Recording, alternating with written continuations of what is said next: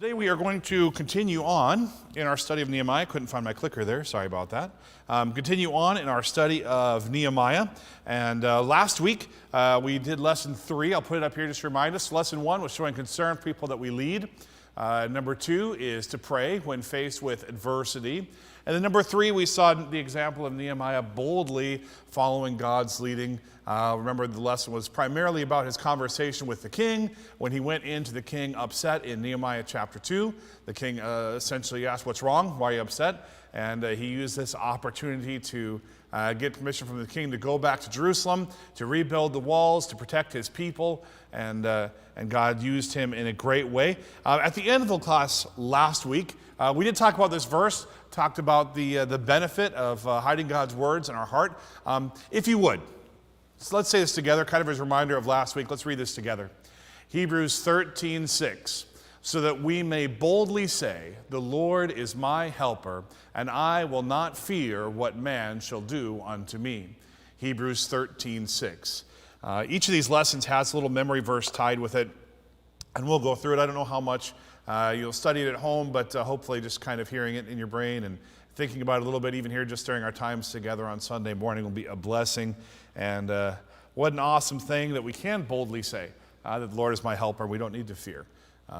If God be for us, who can be against us? And that's a pretty awesome thought.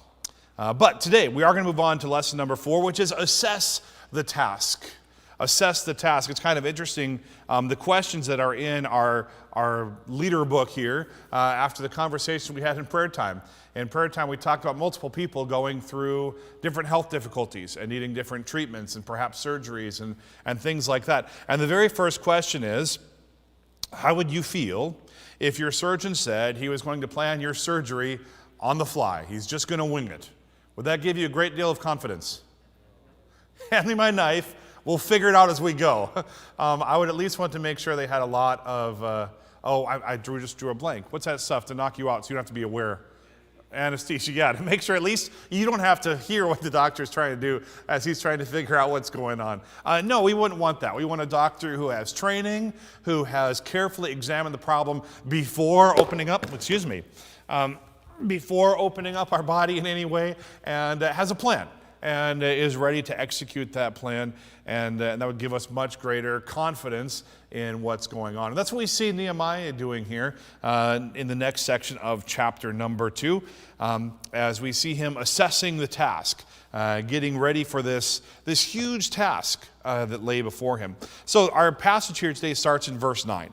Nehemiah chapter 2, verse 9. Remember, we read just before that last week, the first 8 verses of chapter 2, where he had the conversation with the king. At the very end of verse 8, we see the king granted me according to the good hand of my God upon me. And then today we move on to verse 9. It's interesting to me, there's no measurement of time here. Kind of makes me wonder how quickly he left the palace to get moving. This task had been on him for 4 months. It's already been on for 4 months. He has a conversation with the king, and verse 9 says, "Then I came to the governors beyond the river and gave them the king's letters. Now the king had sent captains of the army and horsemen with me.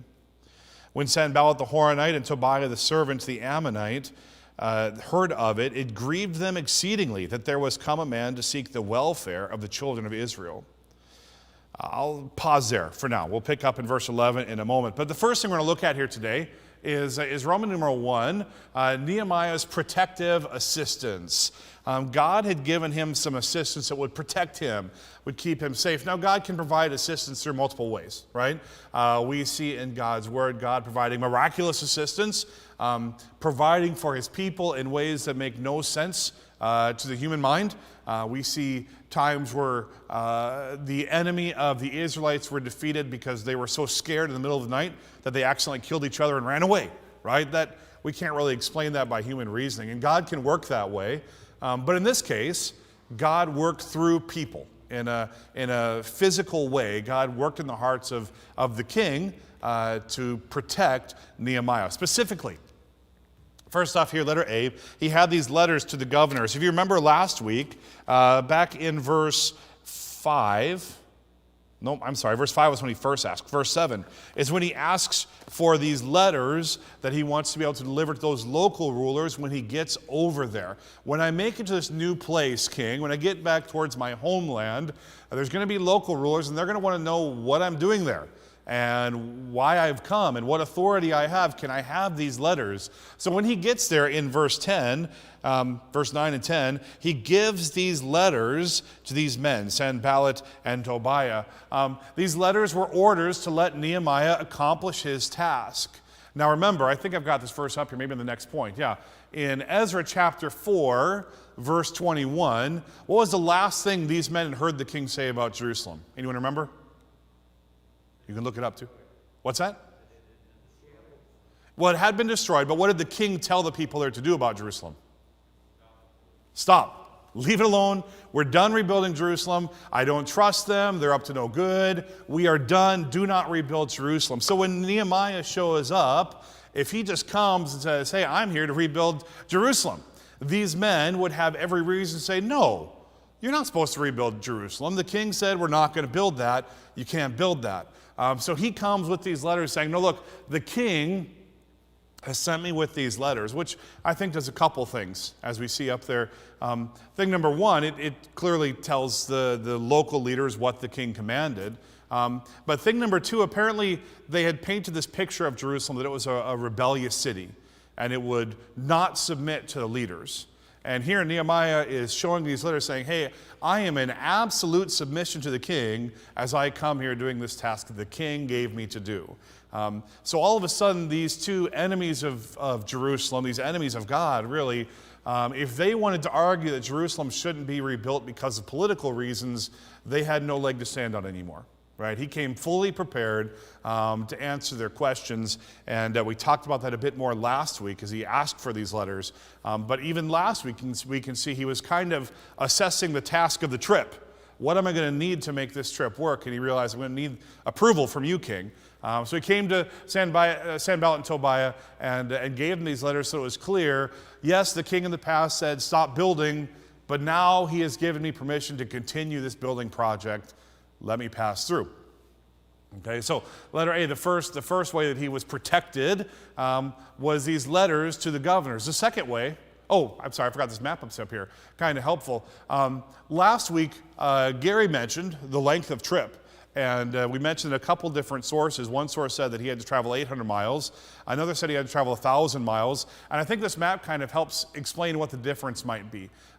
Notice here in our passage, in verse 8, he gets permission, and verse 9, he goes across the river. It's not a great deal of detail, right? We don't have a ton of detail of the exact route he took. Here's some options, right? This blue line is the direction the exiles from Israel took during the Assyrian captivity when they went all the way up here. Sorry, my laser's hitting the flowers up here instead of the screen. The green line is where they went during the Babylonian captivity. The yellow line is when they returned under Sheshbazzar and Zerubbabel. And notice they went way up north here and came down. Here under Ezra and Nehemiah, they say they came along this purple road here. I kind of wonder if this top road here, Gary, is 1,000 miles, and this lower one here is 800, maybe? Well, from the Shushan to Babylon is 200 miles, and then from Babylon on to Jerusalem is 800 miles. So we have a total, if you go from Shushan all the way to Judah or Jerusalem, it's 1,000 miles. Well, in any case, like I said, there's a few different possible routes here, but they project he went this way. But when he went across the river is when he started having to deal with these local leaders and giving them these letters. Now, first one, as I said, there was letters, letter A. Letter B, the second sort of assistance he had was protection from the king. Notice in verse 9, he didn't just come with pieces of papers. He also came with captains of the army and horsemen with me, which is interesting. We don't usually see God's people carrying out God's work with a human army behind them, right? That's kind of uncommon. Hey, good to see you. I'll talk to you more later, but I'm so glad to see you here. Anyways, we don't usually see God working that way, by sending a human army of a king that's opposed to God and sending him to help God's people. That's not usually what we see. But this is a unique situation, okay? Nehemiah was a palace official. This would have been normal for him. The king would have wanted to protect his cupbearer, to make sure that he was safe. He had an important, trusted position. It would be in the king's best interest to keep him safe, to keep him well. So first off, this is something that he would be used to. He would be accustomed to. People would expect to see Nehemiah with a group of soldiers with him. One other point, though, is interesting. When Zerubbabel came back, he came back with about 50,000 Jews. When Ezra came back, he came back with several thousand Jews. When Nehemiah comes back, how many Jews are mentioned in the passage with Nehemiah? None. Okay? Now, there may have been a couple with him that just aren't mentioned, but this isn't like a huge group of Jewish people that will all go and protect themselves, right? This is him going all by himself, which kind of brings up an interesting point. When Ezra was offered to have soldiers go with him, here was his reply. In Ezra 8:22, he says, "For I was ashamed to require of the king a band of soldiers and horsemen to help us against the enemy in the way. Because we had spoken unto the king, saying, the hand of our God is upon all them for good that seek him. But his power and his wrath is against all them that forsake him." So when Ezra was offered troops, he said, no, king, God will protect us. We don't need your troops. When Nehemiah was being sent, he accepted the troops. So we already talked about the difference of how many people were with him. Anyone else think why it might be a different scenario? Is this a lack of faith on Nehemiah's part? Is Nehemiah kind of failing a bit here? Anyone have any thoughts? Yeah? He probably didn't want it to be he wanted it to be an official government capacity so that he had the power, the authority to do what was if he brought up the Jews with him. I think that would have kind of thrown off people's desire to help. When it's an official government thing, they don't really have much choice. Yeah. Yeah, that's true. If he's coming and it appears that he's the palace official, which he is, it kind of grants him greater authority. God gave him that position. There's nothing wrong with him using that position to accomplish God's will. Anything else? Another thing I think is helpful. You have something, Ed?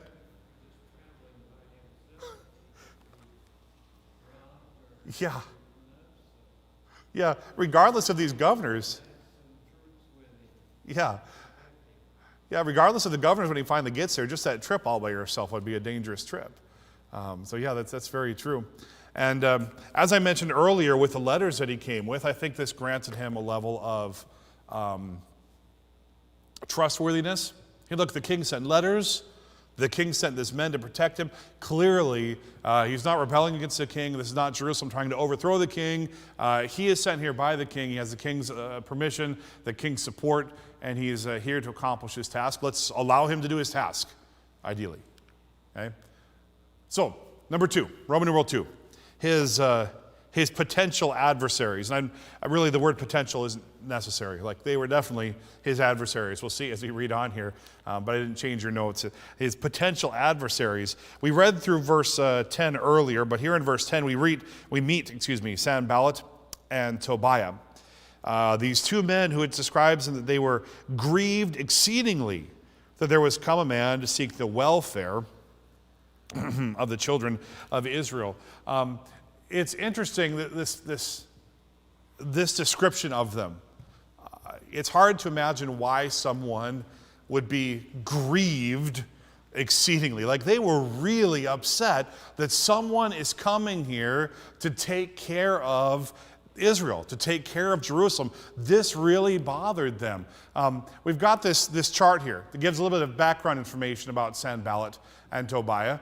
Sanballat, you see there, he was a Horonite, probably from Haran. His likely hometown there of Haran is the center of the worship of the moon god. Sanballat is a Babylonian name that means the god Sin has given life. And he's also identified as the governor of Samaria. So he was a important political person who was very rooted in his religion, which was very opposed to God, right? He was worshiping the moon god. It's in his name and everything that his God has given life. He is very devout, it seems, to his religion. The other guy, Tobiah, an Ammonite descended from Lot's younger daughter. Remember that story from the end of Lot's life as his life descended into chaos and wickedness. He's a descendant of that situation. Ammon was a region southeast of Samaria. They worshiped the false god Molech, who we see in other portions of the Bible. Another false god who demands people to do wicked things in worship. I shouldn't say he demands, he's not a real god. But in worshiping him, people do these wicked things. He was serving to the king of Persia and a governor of Ammon. So we see here these two very powerful men who are very religious men, but are very opposed to God and to his people. So when Nehemiah comes to them, they're upset. They are exceedingly grieved that this is happening. So brainstorm with me here. What are some reasons? I have a couple up here, but see what you come up with first. Why might they be upset about this?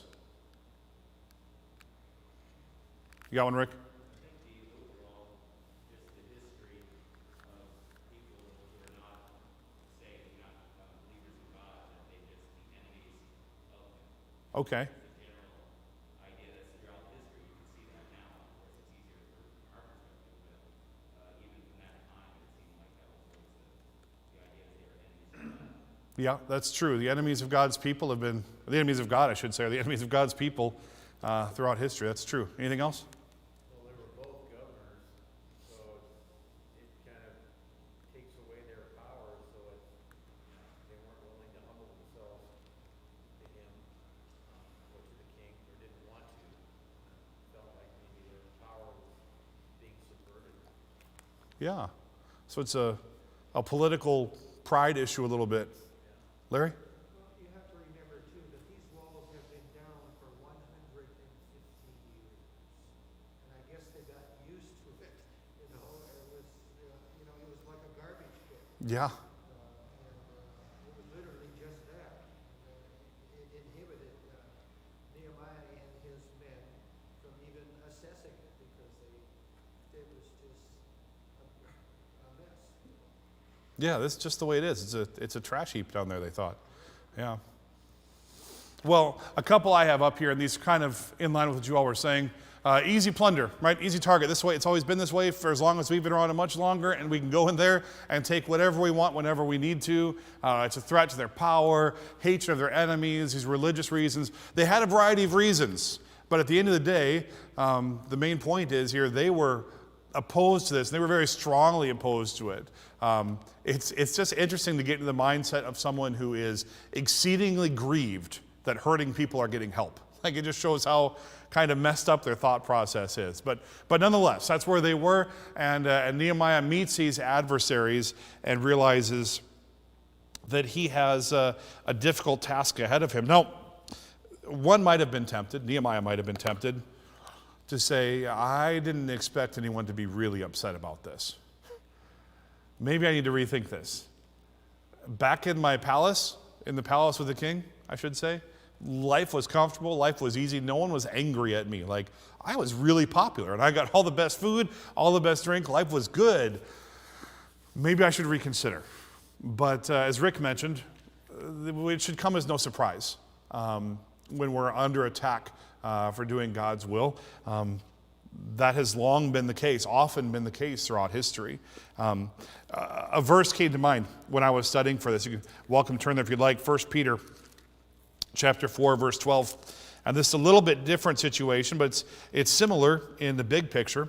As Peter writes, Beloved, think it not strange concerning the fiery trial which is to try you, as though some strange thing happened to you. Nehemiah might have been tempted to think, this is strange.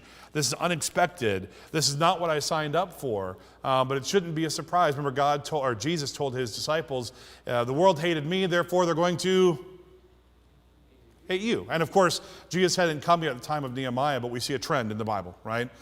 God's enemies are opposed to God's work getting accomplished.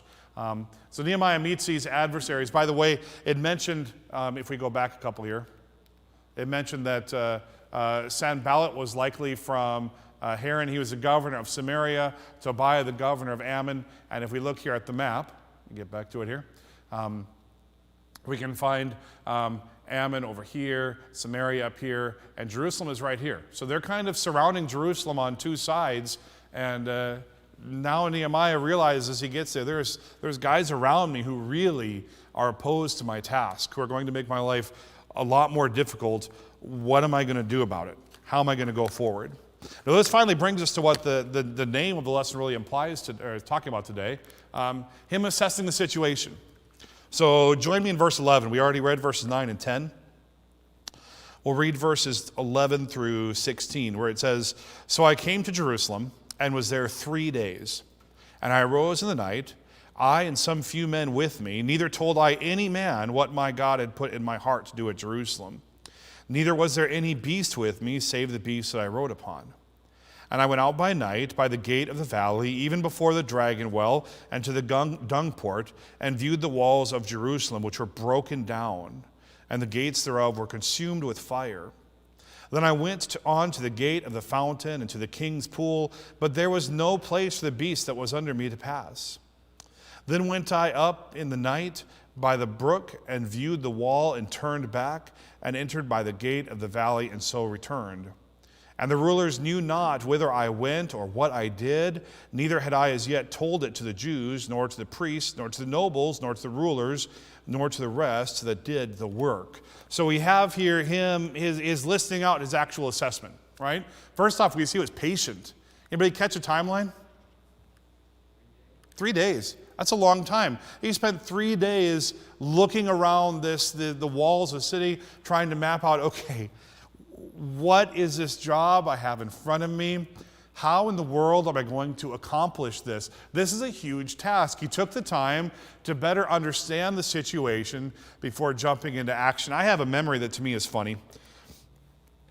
That shortly after we moved here, the Rasmussens moved here as well, and our first summer here, after our first school year, Pastor Neiman and Pastor Fricks gave Mr. Rasmussen and myself, Dan Rasmussen and myself, the task of carpeting the classroom that's in this house right here south of the building.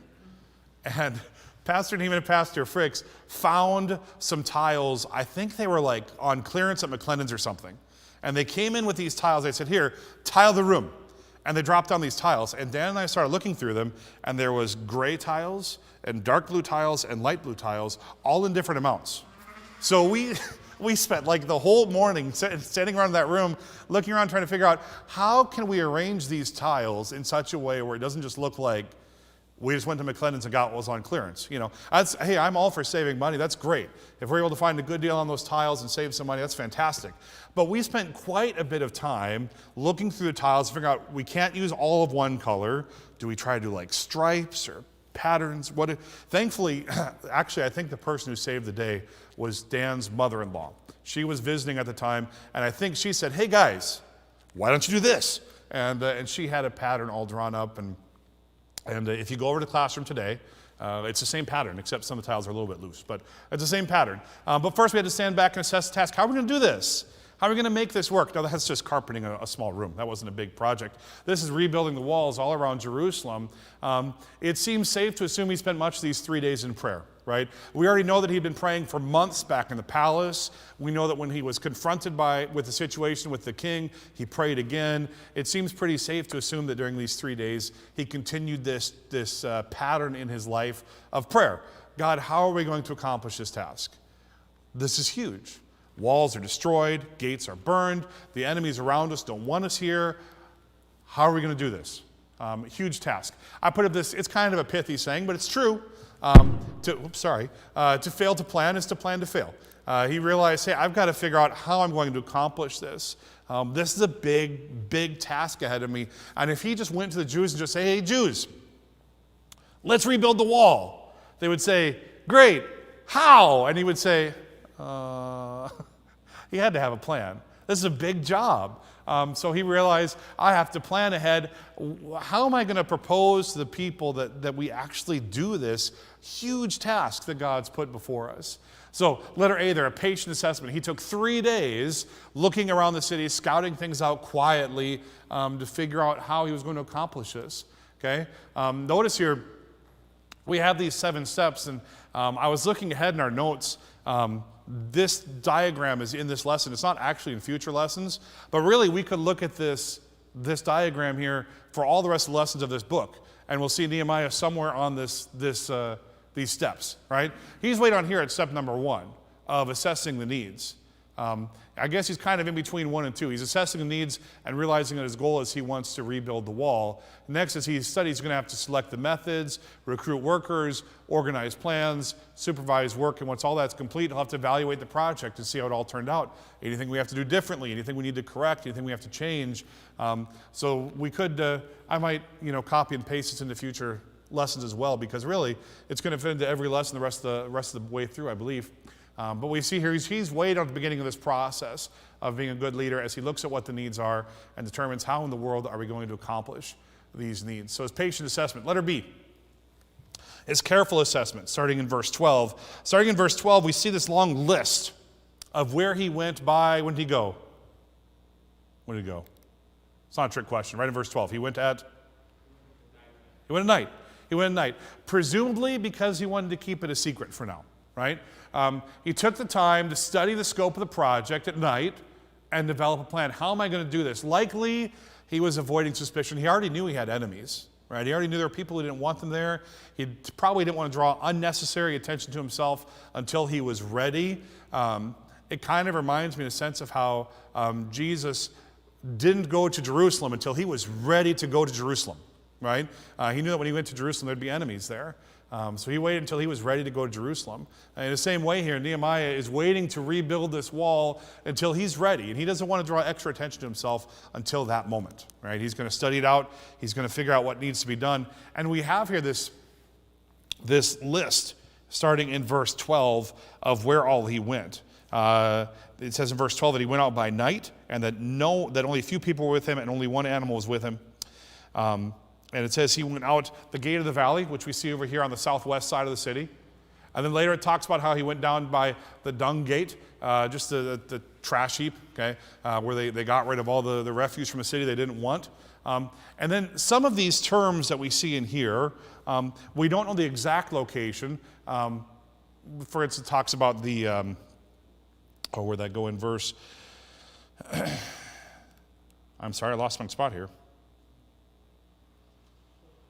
Yeah, thank you, Pastor. It was right from the bottom of the page to the top of the next column there, and I lost it. Yeah, when he went to the gate of the fountain, the king's pool, we see some place we don't have all the direct. We do have the fountain here. We have the king's garden.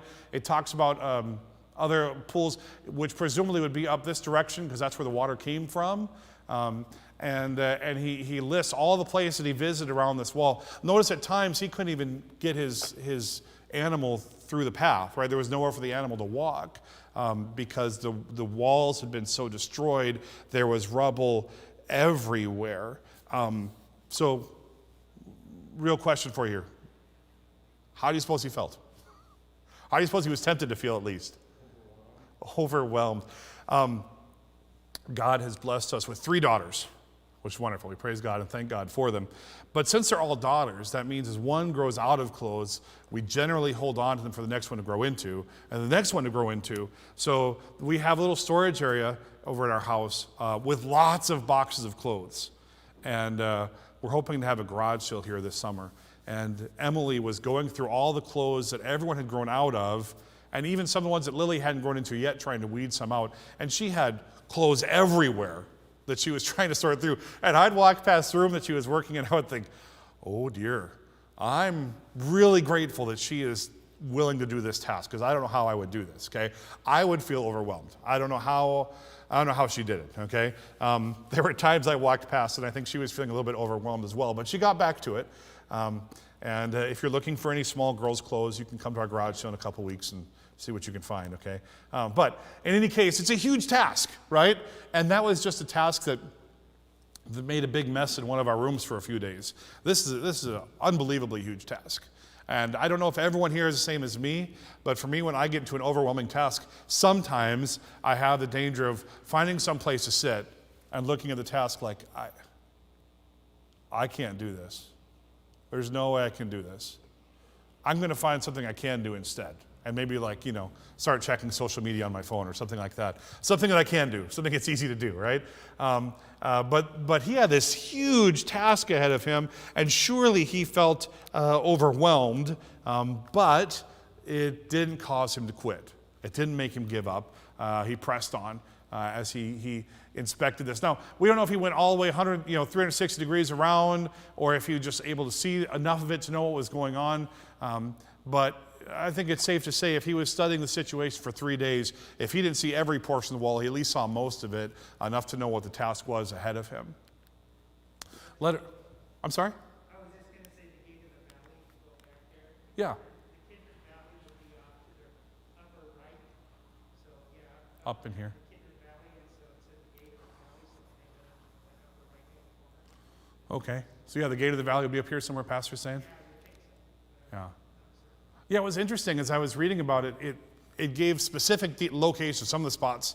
And other spots, it was information kind of like that.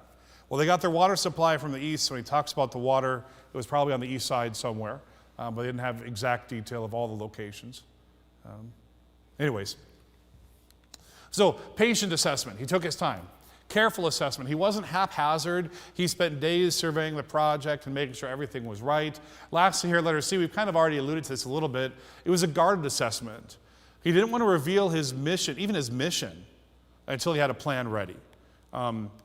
He didn't want to come to the Israelites and just say, we're going to fix the wall. They say, yay, how? And him say, I don't know. He wanted to have a plan. He wanted to, if you have we gave the example of a doctor at the beginning. Even if the doctor's received years and years of training, and the doctor says, I'm going to fix a surgery, I'm going to set your broken bone. And you say, how are you going to do that, doc? And he says, I don't really know. But I'm a smart guy, I'm sure I'll figure out as we go. It wouldn't give you much confidence. Even if he might be able to do it, it wouldn't give you much confidence to be happy to be in that situation. I don't suppose anyone's ever happy to need to have a bone set, but in any case, you wouldn't have much confidence in him. And here Nehemiah didn't want that. He wanted the people to have confidence. Hey, we have a task. It's a huge task, but we have a plan, and we can get it done. So he kept all this information to himself until he had his full plan figured out, planned, so he could present the whole thing. Notice here in all these verses, these 3 days, he doesn't say anything to anybody. It was interesting in reading verse 16 how he listed off all these people. He didn't tell the rulers, the Jews, the priests, the nobles, any of the other rulers, any of the workers. He didn't tell anybody anything until he had his plan all figured out, all ready to go. One last reference here I want to look at with you. Luke chapter 14. Luke chapter 14, of course, this isn't specifically about Nehemiah, but it's something that Jesus tells people who are following him, who are learning from him, and it applies here to the situation Nehemiah is in. Luke chapter 14, verse 28, Jesus says, "For which of you, intending to build a tower, sitteth not down first and counteth the cost, whether he have sufficient to finish it, lest happily after he hath laid the foundation and is not able to finish it, all that behold it begin to mock him." Jesus here is telling his followers, hey, if you have a big task, you want to make sure you're up to the task before you start to try to tackle it. He goes on in verse 31 to give the illustration of going to war. First, you want to make sure that you have enough forces, enough military, enough might that you could actually win this battle before you go to fight. Well, that's what Nehemiah is doing here. He wants to make sure he has a plan all set up, ready to go, so that when he presents it to the Jewish people, they can actually accomplish the task ahead of them.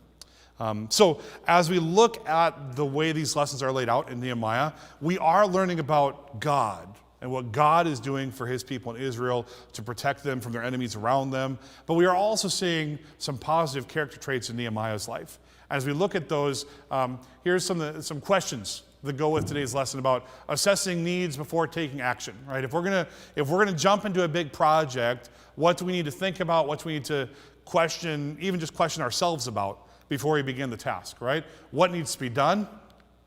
How long is it going to take? What resources will we need? How much will it cost? How will it be funded? How are we going to pay for this big project?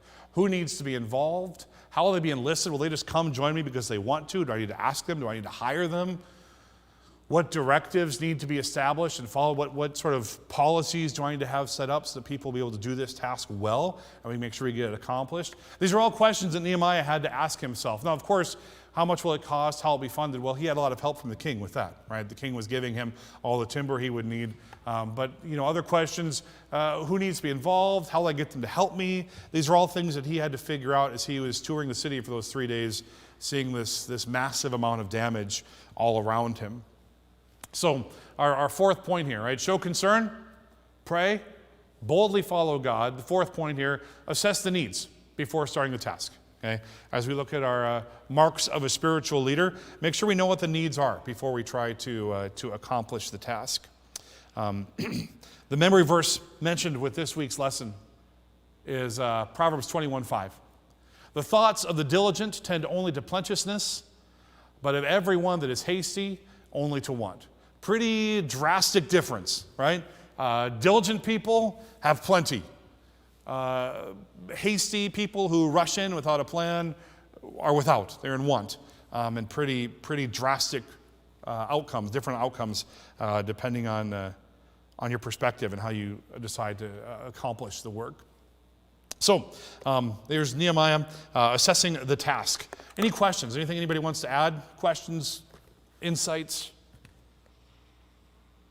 If not, that's okay. I just wanted to give you a chance. I've been talking this whole time, so it's your turn if you want to. All right. Well, let's go ahead then. We'll close our time in prayer and get ready for the morning service. Heavenly Father, we thank you again for this day. Thank you for the chance to come together and study your word this morning, and we thank you for its truth. Thank you for what we learn about you, that you are a powerful, faithful God who will not forget your people. But we also thank you for lessons we can learn from Nehemiah as well and apply to our lives, that we can trust in you as a powerful God, and that we need to be dedicated, diligent servants for you. And sometimes that means doing difficult things. So Lord, help us to learn from the example of Nehemiah that when you call us to do difficult things, we're prepared and that we can do so to please you. Lord, I pray that you'd bless us now throughout the rest of the day. Bless Pastor as he brings your word in the morning service. And Lord, I pray that you'd be glorified through all that we say and do as we seek to live for you today.